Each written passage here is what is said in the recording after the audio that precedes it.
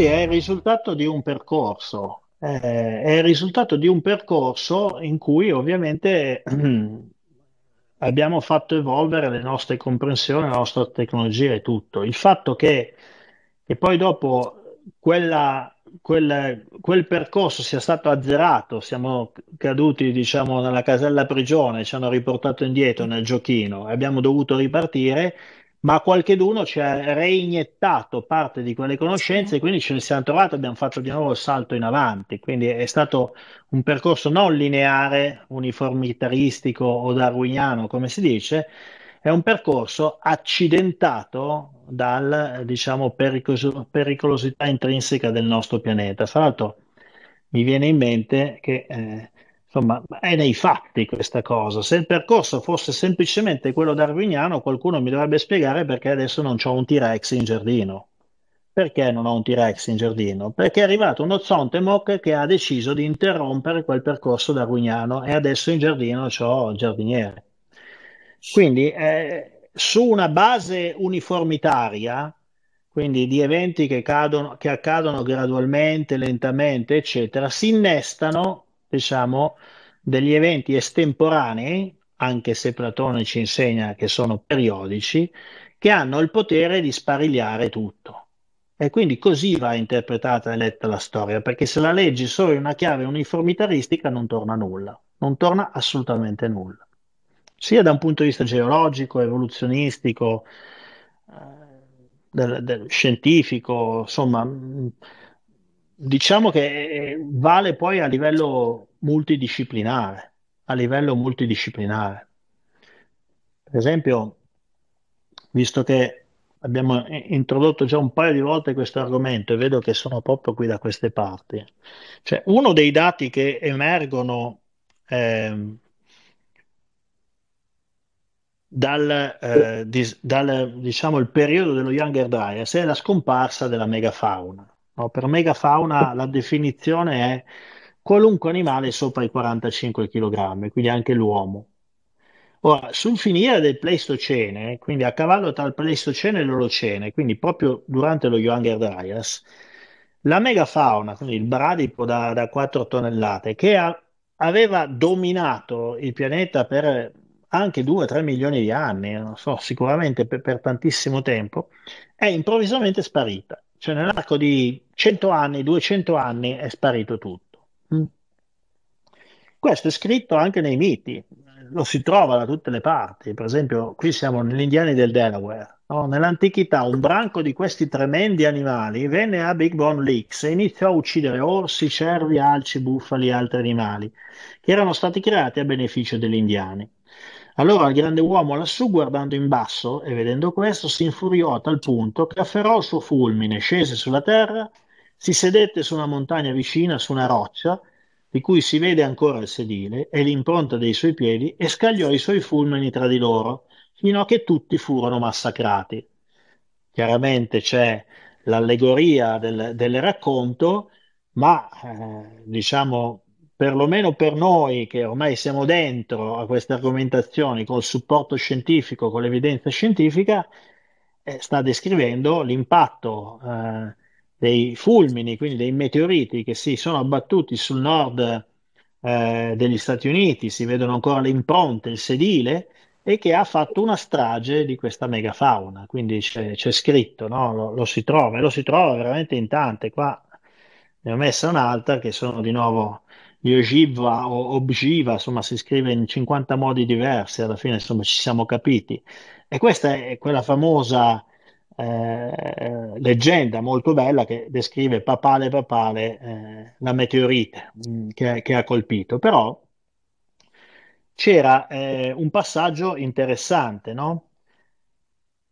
Le cose della natura erano sbagliate sulla Terra, si cerca sempre di giustificare questa punizione divina a causa di un comportamento non aderente ai dettami delle persone sulla Terra. Tutti questi grandi animali stavano facendo a pezzi gli alberi litigando tra loro. Queste creature si mangiavano perfino sull'altro, avrebbero distrutto le foreste, così nessuno sarebbe sopravvissuto. Quindi sta proprio descrivendo lo scenario della megafauna del tardo Pleistocene, dove c'erano dei carnivori, perché si mangiavano, ma c'erano anche degli enormi erbivori che devastavano le foreste per mangiare. Qui il riferimento è sicuramente ai mammut e ai mastodonti, no?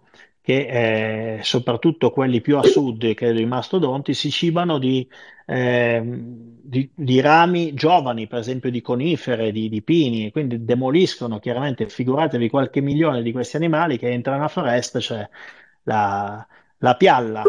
Quindi troviamo esattamente queste descrizioni, di nuovo come una volta, come abbiamo detto, nei miti, ma poi dopo le troviamo confermate, perché proprio a cavallo dello Younger Dryas, quel periodo che noi abbiamo fatto vedere, la megafauna sparisce praticamente dalla faccia del pianeta, fatta eccezione per l'Africa e l'India, che guarda caso sono le due parti del pianeta che sono state poco colpite da questo sciame meteoritico.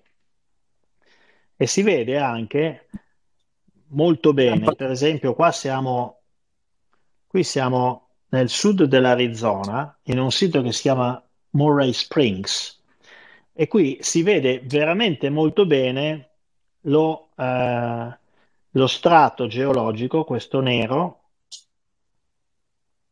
dello Younger Dryas, che separa, diciamo, lo strato del Pleistocene da quello dell'Olocene che ci sta di sopra. È nero perché è ricco di carbone, quindi di tracce degli incendi incredibili. È ricco anche di quelli che vengono chiamati i proxies meteoritici, quindi per esempio platino, microsferule, eccetera. Quindi all'interno ci sono i detriti di questo impatto, quindi insomma ci sono veramente pochi dubbi che stiamo parlando di un impatto. Ma poco più a sud, nel New Mexico, c'è un altro sito che si chiama Blackwater Drone, qualcosa del genere, dove c'è lo stesso strato, questo che vediamo qua, che c'è ovunque, c'è in Europa, c'è ovunque, è planetario, ma la cosa bellissima è che sotto ci sono degli incredibili depositi di ossa umane, ossa di mammut, ossa di questi bradipi enormi, di questi alci, di questi bufali enormi, quindi tutta ossa della megafauna. E subito sopra gli unici depositi ossei che ci sono della fauna odierna, quindi sono spariti completamente. Quindi fa proprio capire che sono sparita la megafauna a causa di quell'impatto meteoritico e non a causa della cacciazione, diciamo, aggressiva degli sparuti uomini di Clovis, come veramente ancora qualcuno, non più di 6 mesi fa, ho visto un documentario dove uno scienziato di non so quale prestigiosa università affermava questa cosa, cioè che la megafauna se la sono magnata gli uomini di Clovis. Veramente una bestialità immonda, immonda, che non si può davvero sentire. Oppure quella del virus, perché l'altra spiegazione è quella del virus letale che ha ucciso tutti, ovunque. Fate conto che sono spariti almeno 34 generi di animali, dove per genere si intende i proboscidati, quindi non l'elefante, no? Tutti gli animali con la proboscide che appartengono a quel genere, sono spariti tutti. Sono spariti 19 generi di uccelli, cioè dico, sti uomini di Clovis, dopo che si sono mangiati i mammut, orsi che viaggiavano a 80 km all'ora, erano grossi come un X5, tigri dai denti a sciabola che se ti starnutivano in faccia ti decapitavano, dopo che si sono mangiati tutta sta roba qua, si sono mangiati pure 19 generi di uccelli perché spinti da una fame atavica che fra l'altro fino a qualche anno prima non ce l'avevano perché erano tutti vegani e vegetariani. Cioè, ma come si fa a dire una Ma poi bestialità sono del morti genere? anche loro Eppure, di e poi si indigestione, sono poi sono morti. oppure si sono mangiati fra di loro perché non c'era più niente da mangiare, si sono mangiati fra di loro, sono spariti pure loro. Cioè, ma io mi domando, ma come si fa? Ma come si fa? Scusate se ho perso un attimino, perché cioè, quando vedo queste cose rabbrividisco. Qual è invece la verità? Beh, la verità sta sempre scritta in testi scientifici, basta andare ovviamente a cercarli, a leggerli, invece di sparare delle cavolate che non stanno né in cielo né in terra. Questo è Frank Ibben. Ibben, nell'inizio del 1900 seguiva i cercatori d'oro dell'Alaska. Erano cercatori d'oro particolari. Cosa facevano? Si portavano dietro delle pompe a getto di acqua calda potentissime, cose che fanno ancora adesso in Siberia, per esempio, alimentate da macchine a vapore, e le sparavano contro queste colline di permafrost in Alaska, scioglievano il permafrost e poi raccoglievano le pepite che erano, diciamo, all'interno del permafrost. Ma mentre lo facevano, tiravano fuori l'ira di Dio di carcasse, di mammut, di ogni genere di megafauna che era congelata all'interno del permafrost. Sentite cosa dice lui, la descrizione che dà, che se uno legge questa, la bestialità, diciamo, del virus letale, adesso va di moda sti cavolo di virus letali, e del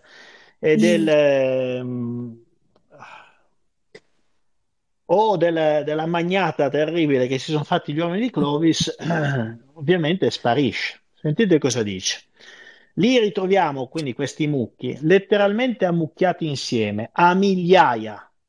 I giovani giacciono con i vecchi, il puledro con la madre e il vitello con la mucca. Quindi o hanno fatto un banchetto, una festa modello Woodstock, famola grigliata di Woodstock, no? Quindi uno portava tre mammut, l'altro portava una mandria di cavalli con i puledri, quell'altro portava le alci, quell'altro un paio di tigri dai denti a sciabola, poi se le sono cucinate tutte, se le sono mangiate e hanno lasciato tutte le ossa lì, perché sennò già come fai a trovarle tutte insieme? Cioè veramente si fa fatica. Intere mandrie di animali sono state apparentemente accumulate insieme, sopraffatte da una qualche forza comune. Mm? Ci sono prove di perturbazioni atmosferiche di una violenza senza precedenti. Quindi non solo si vedono, insomma, le evidenze che non sono stati magnati dagli uomini di Clovis o non sono morti per un virus, ma sono morti per mano di qualcos'altro. Ma si vede anche cosa potrebbe essere quel qualcos'altro, perché si vedono perturbazioni atmosferiche di una violenza senza precedenti. Mammut e bisonti erano lacerati e contorti come per opera di una mano cosmica, in preda alla rabbia divina, lacerati e contorti. Attenzione che non dice da nessuna parte schiacciati o maciullati, cioè tipo con le ossa a brandelli. Parlano sempre di come se qualcuno li avesse strappati, fatti a pezzi, proprio con una forza sovrumana. Fatevi conto, una bestia da 6 tonnellate, provate a strappargli le zampe, insomma, non è una roba così semplice. In un luogo possiamo trovare la zampa anteriore e la spalla di un mammut, con porzioni di carne, le unghie dei piedi e i capelli ancora aggrappati alle ossa annerite. Quindi dà proprio a me l'idea che sono stati fatti a brandelli, quindi a uno gli è rimasto un pezzo di tendine, a quell'altro un pezzo di spina dorsale, eccetera. Sono stati strappati da qualcosa di impressionante e sono stati accumulati tutti insieme. Ancora dice. Vicino c'è il collo e il cranio di un bisonte, con le vertebre che si aggrappano insieme a tendini e legamenti e la copertura chetinosa delle corna intatta. Non c'è traccia di un coltello, non c'è traccia di un coltello, se li sono mangiati proprio così, a denti, proprio crudi se li sono mangiati, o di un attrezzo da taglio. Scusate, ma sta cosa è veramente una di quelle che è peggio delle tombe piramidali, l'ho anche scritto, no? Proprio non la reggo questa. Gli animali erano semplicemente lacerati in pezzi e sparpagliati nel paesaggio, come fossero fatti di paglia e spago. Senti come lo descrive veramente troppo bene. Anche se alcuni di essi pesavano diverse tonnellate. Eh? Misti ai mucchi di ossa, attenzione, ci sono gli alberi, anch'essi contorti, lacerati e ammucchiati in gruppi aggrovigliati. Gli alberi usati come stuzzicadenti dagli uomini di Clovis, chiaramente. Il tutto venne coperto con un fine limo organico che si è poi congelato in un blocco solido. Ale, Serve qualcos'altro? Serve qualche cos'altro, mi domando io, per escludere la teoria del virus che ha ucciso la megafauna o dei Clovis improvvisamente diventati dei carnivori insaziabili che hanno sterminato, fra l'altro, in tutto il pianeta. Poi i Clovis erano soltanto nel nord dell'America, però non fa nulla. A Hanno questo punto sterminato tutta la immagino di megafauna. sì, perché magari, che ne so, avrebbero devastato tutto il mondo, avrebbero mangiato tutto. Mamma mia, pensa se sti Clovis li liberavano, veramente Tutto, non cioè, si salvavano neanche i moscerini. altro che zombie. Cioè, Allora, come si spiega questa cosa? Quali sono le due forze in grado di disarticolare un mammut da 6 tonnellate senza farlo in poltiglia, quindi strappargli le zampe, disarticolarlo, lacerarlo, lasciarne un pezzo di qui, un pezzo di là? Quali sono le forze che possono esercitare un potere devastante così grande, ma senza essere, diciamo, un potere eh, polverizzante, no? Cioè, se gli fosse caduto addosso una montagna, una slavina, l'avrebbero trovati che erano un hamburger, ma non hanno trovati che erano un hamburger. Cioè, quali sono i due poteri? Sono l'acqua e l'aria. L'acqua e l'aria. Sono quelli i due poteri. Voi pensate di prendervi in faccia un'ondata da 50 metri d'altezza e vi riduce così, vi strappa in tanti pezzi. O pensate di esporvi a una galleria del vento con venti a 1500 km all'ora, vi garantisco che non vi strappa solo i capelli, vi strappa qualunque cosa che presti un minimo di resistenza all'aria. E questo è successo. Infatti, in tutti i miti parlano di diluvi, di acqua agitate che sono salite fino al livello delle montagne, ma parla anche in diversi miti, adesso ne ho almeno un paio qui da qualche parte, di venti incredibili, cioè parlano di venti incredibili, un vento incredibile. Adesso non mi ricordo più bene le parole, però si parla sempre di acqua, di vento e di freddo, sempre di queste cose si parla. Adesso se ve li trovo ve li faccio vedere, però ce ne sono parecchi di questi miti. Quindi quello ha sterminato la megafauna. Il diluvio, il cataclisma che è seguito all'esplosione dell'Izontemok. Anche i venti, questa è una cosa che se ne parla poco. È stato fatto un esperimento, diciamo, dopo la seconda guerra mondiale, per fermare l'escalation atomica, venne fatto un trattato che impediva sostanzialmente di fare test atomici all'aria aperta. Il governo americano, per testare l'effetto di un'esplosione atomica sulle proprie forze navali, fece in un atollo delle Hawaii, fece detonare 3 volte di seguito una montagna di tritolo con potenza di mezzo chilotone, quindi 0,5 chilotoni, e posizionò delle unità navali vicine a questa zona di esplosione per misurarne gli effetti. Ora, il vento generato a poca distanza fu di circa 600 km all'ora, l'onda d'urto. 600 km all'ora, 0,5 kilotoni. Ora, vi ricordate la potenza di Tunguska? Eh, Tunguska è stata valutata in 12 megatoni, quindi un megatone è 1000 kilotoni, quindi 12.000, quindi 24.000 volte quella potenza. Quindi se 0,5 kilotoni provocano un vento di 600 km all'ora, voi immaginatevi 12 megatoni che ti scoppiano sopra la testa, cosa provocano. Tunguska era un proiettile cosmico, uno Zontemok da 50 massimo 100 metri. Ora provate a fare il rapporto cosa provoca un proiettile, uno Zontemok da 1 chilometro. Ce n'è abbastanza di vento da lacerare, così come descrive Frank Ibben, la megafauna e ridurla sostanzialmente a un bancone del macellaio, tutti mischiati uno sopra l'altro. Quindi questo è successo, questa è una spiegazione, secondo me, coerente che segue le evidenze scientifiche e non le stupidaggini che qualche scienziato si è inventato. Io lo ricordo sempre, gli scienziati Non necessariamente sempre parlano di scienza. La scienza è scienza quando è supportata dal metodo scientifico, se no è una bestialità detta da uno scienziato. Vabbè, che dite? Mm. Cominciano a venire fuori un po' i dettagli di quello che è successo. È una Molto. Posso una domanda, Max? Certo. Allora, tra i diversi miti, l'unica cosa che trovo alcune volte differente è il discorso del post-catastrofe in quanto a quantità di giorni. Dovrebbe essere a rigor di logica e che in base al punto in cui hai colpito ci sono state conseguenze differenti. Quindi magari 7 giorni di pioggia rispetto ai 4 potrebbe significare quello? Sicuramente a secondo il punto dove eri, hai subito delle conseguenze diverse, cioè se eri nelle Scablands, insomma, credo che se ti sei salvato veramente sei l'uomo più fortunato del pianeta, ma nelle ultime 2000 generazioni di uomini. Se eri probabilmente nella zona equatoriale dell'Africa, tutto sommato te la sei passata anche bene, troppi problemi non ce li hai avuti. Anche se comunque le conseguenze climatiche sono state planetarie, quindi ha piovuto anche lì. Quindi puoi sicuramente riportare delle tempistiche diverse. Credo che però sulla parte delle tempistiche ci sia parecchia confusione generata ovviamente dai racconti, dalle allegorie.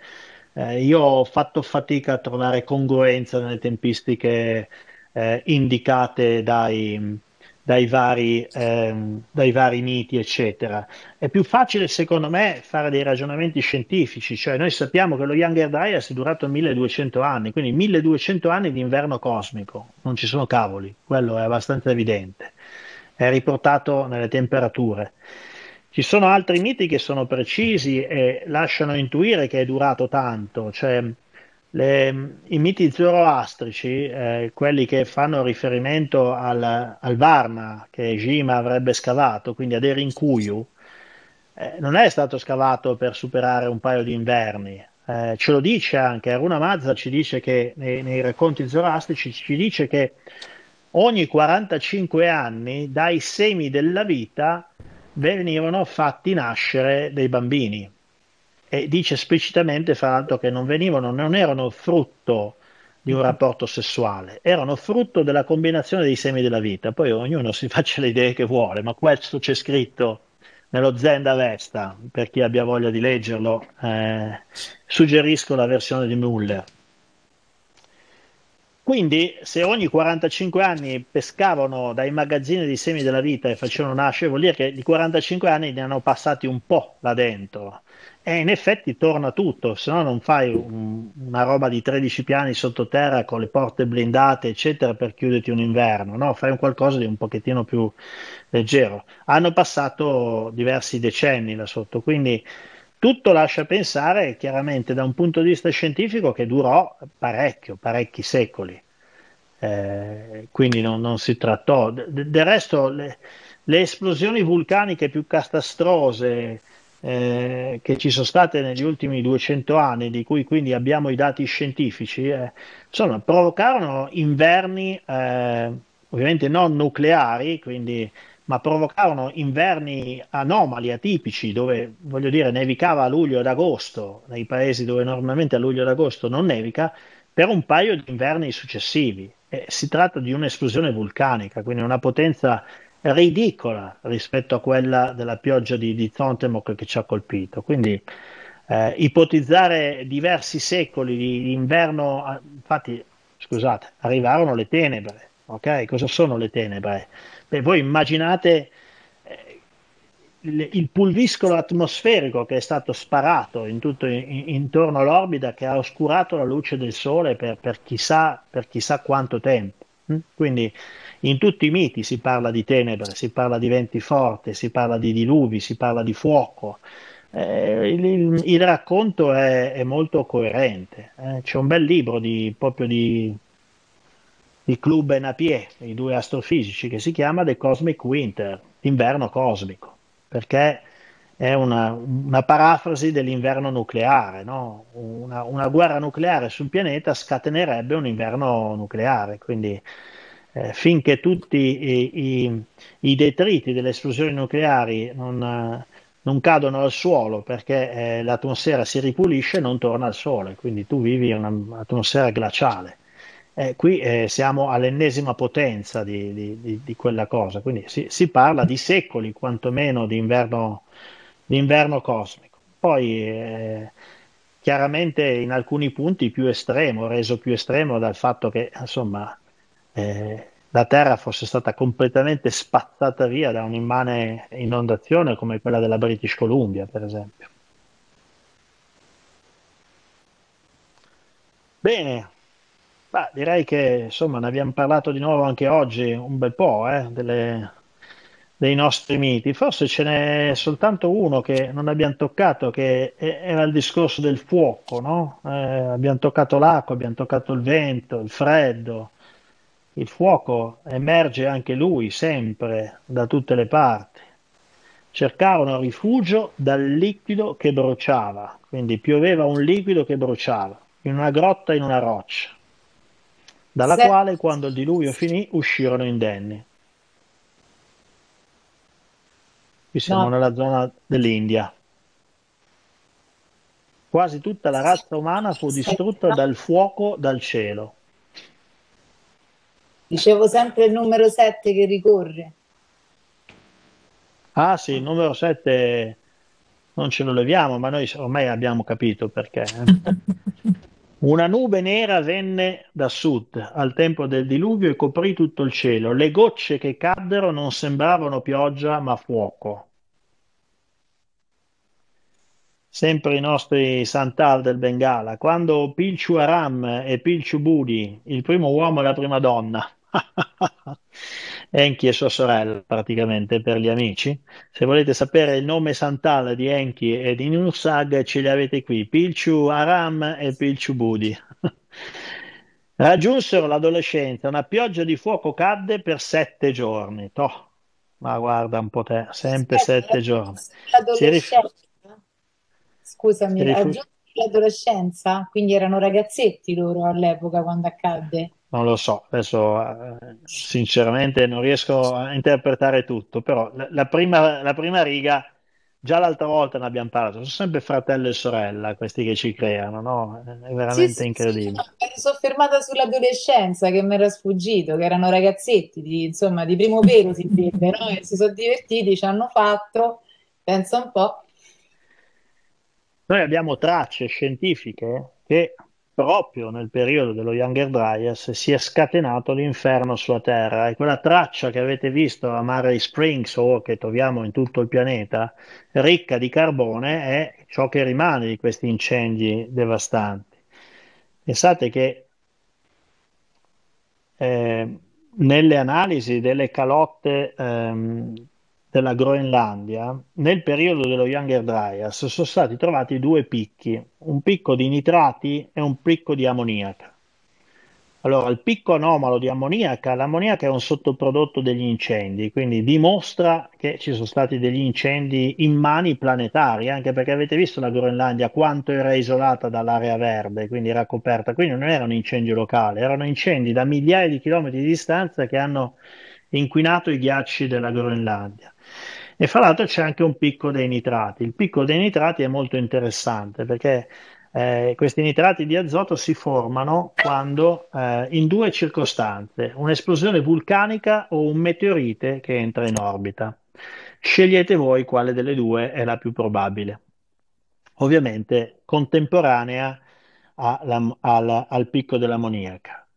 L'altro punto è, ma perché gli incendi planetari? Beh, fate un po' voi, siamo passati attraverso i detriti infuocati della coda di una cometa, è come prendere una manciata di cerini e buttarli all'interno di un fienile, no? Dire dai fuoco da tutte le parti. Quindi questo è fondamentalmente successo. La scienza moderna ci dice che almeno 10 milioni di chilometri quadrati della superficie del pianeta sono stati inceneriti. Ora, per capirsi, gli Stati Uniti sono un po' meno di 10 milioni di chilometri quadrati. Il 9% della biomassa terrestre si è bruciata, quindi il 9% della biomassa si intende uomini, animali e piante, cioè qualunque cosa vive, è stata bruciata. Negli Dei del Diluvio ho messo, mi sembra, una citazione di un articolo scientifico dove si è trovato traccia che le alghe, quindi la flora sottomarina di non sottomarina, sottolago, la flora di acqua dolce di un lago è bruciata, ha preso fuoco. Quindi gli strati di carbone che hanno trovato sul sedimento del lago erano le alghe, quindi le piante, diciamo, sotto la superficie dell'acqua. Quindi pensate il livello di calore che si è generato per arrivare a bruciare, quindi deve aver prima vaporizzato tutta l'acqua e poi ha bruciato le piante che erano sotto il livello dell'acqua. Infatti, non a caso mi sembra che Tunguska si calcola che insomma, nel momento dell'esplosione sia arrivata a 25.000 gradi centigradi il meteorite. Quindi se ti scoppia a 1 chilometro d'altezza, arriva un po' una ventata di caldo, ti arriva giù in fondo, no? Quindi anche la parte del fuoco che troviamo in tutti i miti trova una sua conferma scientifica in tutti i dati che la moderna tecnologia ha portato alla nostra attenzione e trova nel contesto che abbiamo descritto degli dei del diluvio la sua collocazione perfetta. Così come il grande freddo, il buio e il grande freddo, vi era pochissimo chiarore sulla faccia della Terra. Era celata la faccia del Sole e della Luna, quindi vuol dire che anche di giorno non c'era luce, era sempre buio. Ai tempi degli antichi la terra si oscurò, accadde che il sole era ancora splendente e luminoso, poi a mezzogiorno si fece buio. La luce del sole tornò solo il 20° anno dopo il diluvio. Molta grandine, pioggia nera e nebbia e un freddo indescrivibile. E qui c'è la leggenda zoroastrica, no? C'è Aruna Mazda che dice a Jima, il contadino, il Noè delle leggende zoroastriche, sul mondo materiale cadranno i fatali inverni che porteranno il gelo terribile e pungente. Sul mondo materiale cadranno i fatali inverni. Ciò farà cadere spessi fiocchi di neve fino a un Ared V di spessore, non sono riuscito di capire che unità di misura fosse, sulle maggiori cime montagne. E tutti e tre i tipi di bestie periranno, quelli che vivono nel deserto, quelli che vivono sulle cime dei monti e quelli che vivono nel seno della valle, al riparo dell'estate. Insomma, i miti ci raccontano esattamente quello che è successo al nostro bel pianeta e che è successo anche a noi e ci danno veramente tanti indizi. Io non so, direi che questa parte dei miti l'abbiamo abbastanza coperta con queste 2 puntate. Poi ovviamente il resto della copertura è in prima di noi, negli Dei del Diluvio e sarà sicuramente in alta. Avete qualche altro commento, qualche cosa che volete ancora dire o ci fermiamo qui? Io avevo una domanda su il nuovo su cui stai lavorando, Ahia, visto che hai dimmi. accennato ad Aztlan, che appunto, sempre diciamo facendo riferimento a Platone e a quanto lui dichiara che c'era questa enorme isola al di là dell'oceano, delle colonne d'Ercole, quindi dello stretto di Gibilterra, nell'Oceano Atlantico, e poi essenzialmente è sparita più o meno nello stesso anno in cui si è verificato questo diluvio universale. Quindi non si sa se magari è sprofondata, se effettivamente è stata inondata, però qualcosa è rimasto. Tu hai detto in un webinar che di Atlantide probabilmente c'erano diverse dislocazioni intorno al pianeta, però poi c'erano dei centri importanti di potere. Tu hai individuato più o meno la zona che poteva essere uno dei centri di potere? Sì, ma come stiamo discutendo in questi giorni animatamente sul gruppo,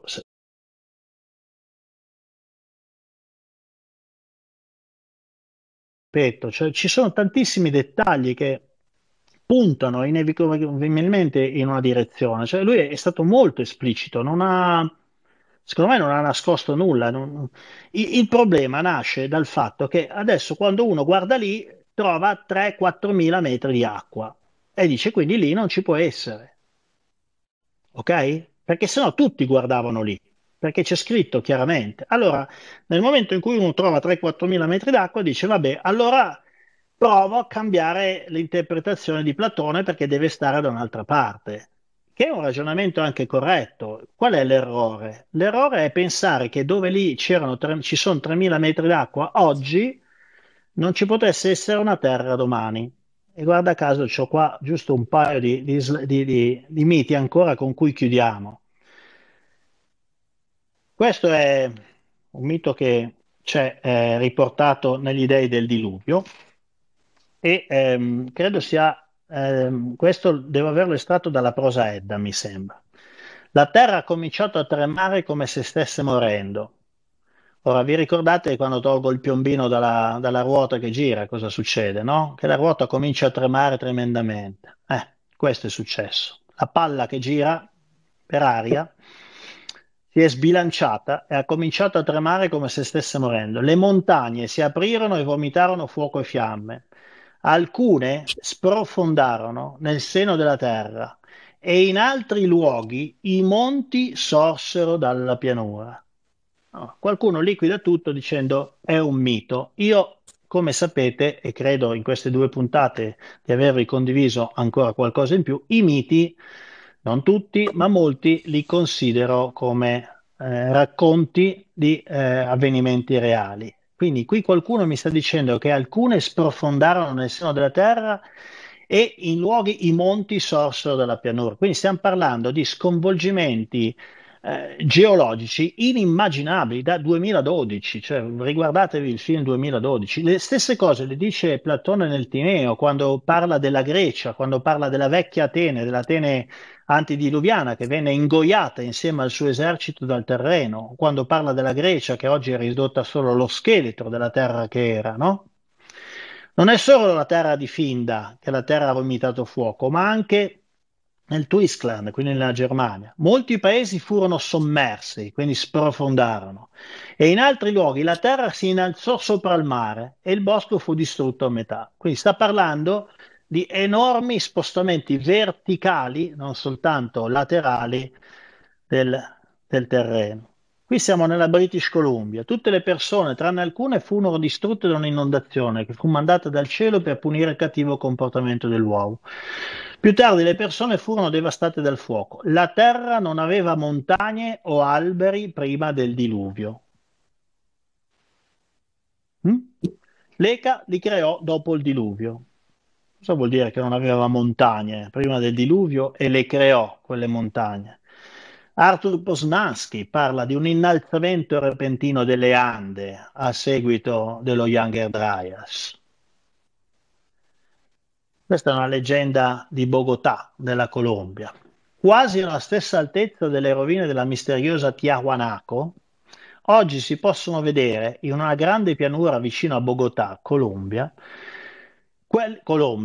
quelli che vengono chiamati i campi dei giganti. Lo strano pianoro è costellato di ossa fossilizzate, in realtà non sono fossilizzate, pianificate, sono ossa di mastodonti, che sono dei mammut fondamentalmente, sopraffatti da un'improvvisa catastrofe, sono delle specie di mammut, dei proboscitati, che ha distrutto i loro pascoli una volta vicino al mare caldo e rigoglioso. Sono morti di freddo e di fame e anche a causa della rarefazione dell'aria, dove non riuscivano a respirare. La loro morte è stata accompagnata da uno spaventoso e improvviso innalzamento delle loro vecchie pianure fino alle nuvole, alte più di 2 miglia. Di nuovo, nei miti troviamo tutte queste cose molto interessanti di terre che sprofondano negli abissi o diciamo nella crosta terrestre o di montagne che compaiono dal giorno alla notte. Ci sono le evidenze scientifiche di queste cose. Quindi, ancora una volta, secondo me, quella ipotesi iniziale che dice, no, colonne di Gibilterra, di Ercole, dobbiamo metterle da un'altra parte perché sennò lì davanti non c'è niente, andrebbero riconsiderate. E su questo però ci fermiamo. Bene, dai, io sono di nuovo contentissimo. Andrei avanti una giornata, ma secondo me abbiamo fatto di nuovo 2 ore di registrazione. Magari la dividiamo in 2 puntate, perché sennò è troppo veramente lunga. Io mi sono divertito, spero anche voi. Sì, sì. Mhm. Sì, sì, specialmente la parte in cui mi hai Sì. fatto arrabbiare.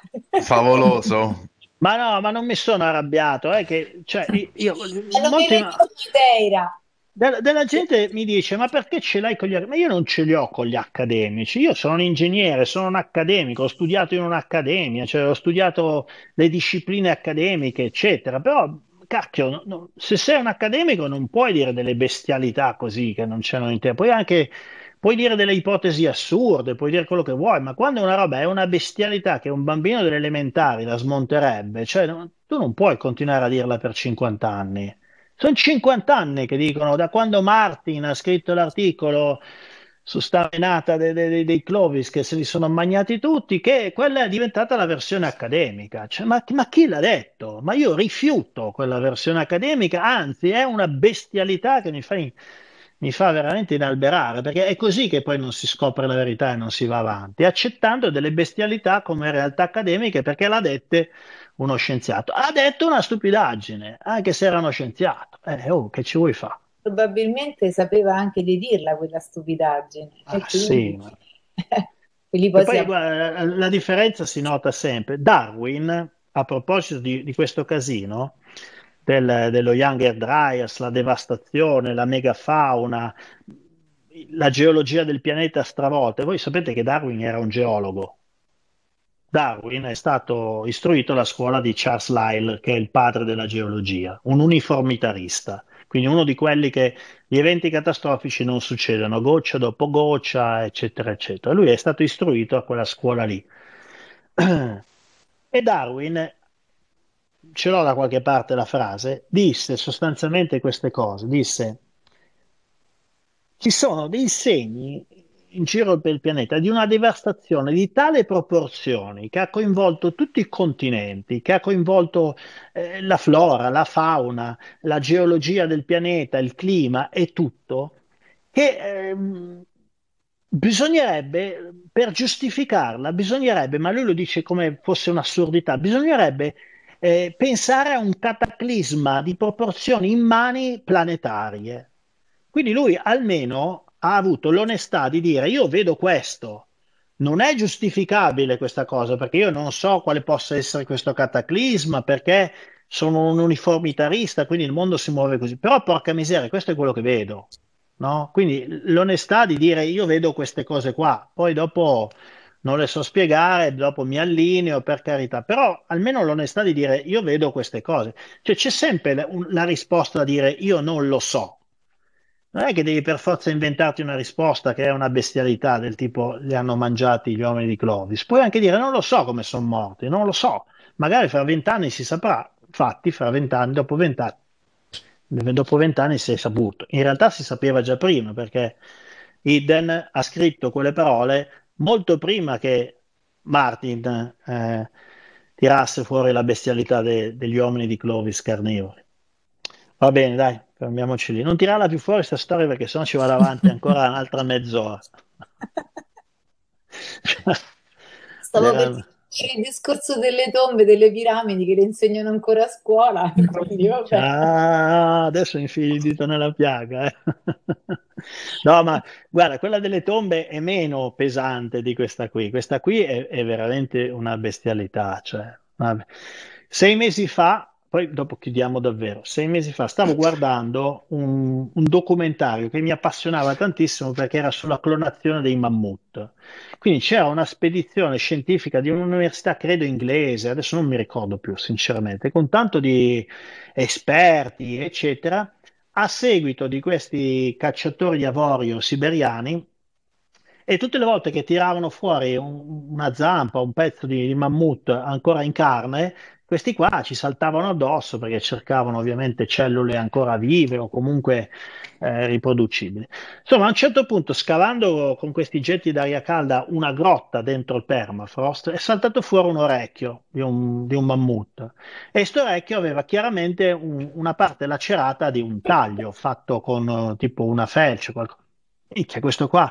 Ah, avete visto che abbiamo dimostrato che se li sono magnati gli uomini di Clovis? Oh, questo professore di un'università prestigiosa, adesso non mi ricordo più, ha fatto anche l'esperimento, ha tagliato una pelle di maiale con il coso per far vedere che tipo di lacerazione era la stessa. Dice, dico, ma cosa stai dimostrando? Stai dimostrando che qualche uomo di Clovis ha trovato un mammut morto, o magari ne hanno ammazzato uno, gli ha tagliato un pezzo d'orecchio e si è fatto una bistecca.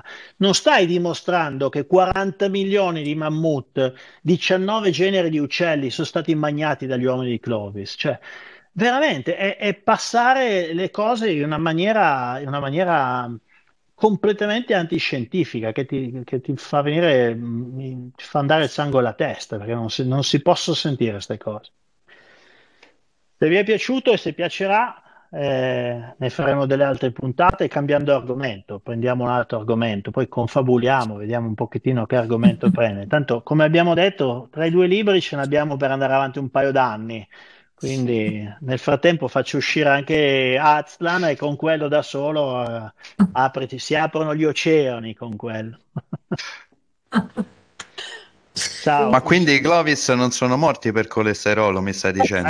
Anche Ok. colesterolo, indigestione, Siamo sicuri, sì. intasamento delle arterie, cioè veramente è stata Ah, una ragazzi, decisione, cioè, quella di abbandonare il veganismo è stata una decisione devastante. Cazzo, veramente fantastico. Poi, fra l'altro, cioè, voglio dire, ci saranno stati, se tanto mi dà tanto, ci saranno stati dei conigli che pesavano 100 kg, no? Tu sei una tribù armata di poderose lance di selce con la cosa. Cioè, decidi, mo, che se magna stasera? Fammi una grigliata, no? E tu dici, allora, cosa cacciamo? Una tigre dai denti a sciabola che pesa 400 kg, che se mi starnutisce da un metro di distanza mi decapita, o ammazziamo un coniglio da 100 kg che male che vada, voglio dire, mi pianta i due incisivi in un braccio, eccetera. Oppure scegliamo un orso dal muso corto che corre a 80 km all'ora e alto 3 metri, peserà 3 tonnellate e quello se solo mi guarda mi decapita, non deve neanche starnutire. Quale dei due scegliamo? O che ne dite? Cacciamo un bel mammut di 6 tonnellate che notoriamente come gli elefanti vive in branco, per cui mentre noi lo ammazziamo con le punte di freccia, gli altri stanno tutti a guardare. Cioè, ma porco zio, cioè voglio dire. Cioè, gli uomini di Clovis erano le prede, non erano i cacciatori. È sbagliato chiamarli i cacciatori di Clovis. Quelli erano le prede, quelli erano il mangime della megafauna. Il fatto anche che non si siano mai sviluppati di numero è probabilmente legato alla presenza della megafauna, che non ce la facevano svilupparsi. Perché quando si svegliavano al mattino, la preoccupazione che avevano non era mangiare, era non essere mangiati fino a sera. Altro che mangiarsi 40 milioni di mammut in giro per il pianeta, ma robe dell'altro mondo. Basta, basta. Vi, vi saluto, ringrazio le due bionde e chi vuol capire capisce. Capisca. Ringrazio Serena, ringrazio Vanessa, ringrazio anche Filippo. È stata un'altra bellissima giornata e la rifaremo senz'altro. Un abbraccio. Ciao. Ciao ciao Ciao. ciao. grazie, ciao Max. Ciao ciao. Adesso spengo la registrazione.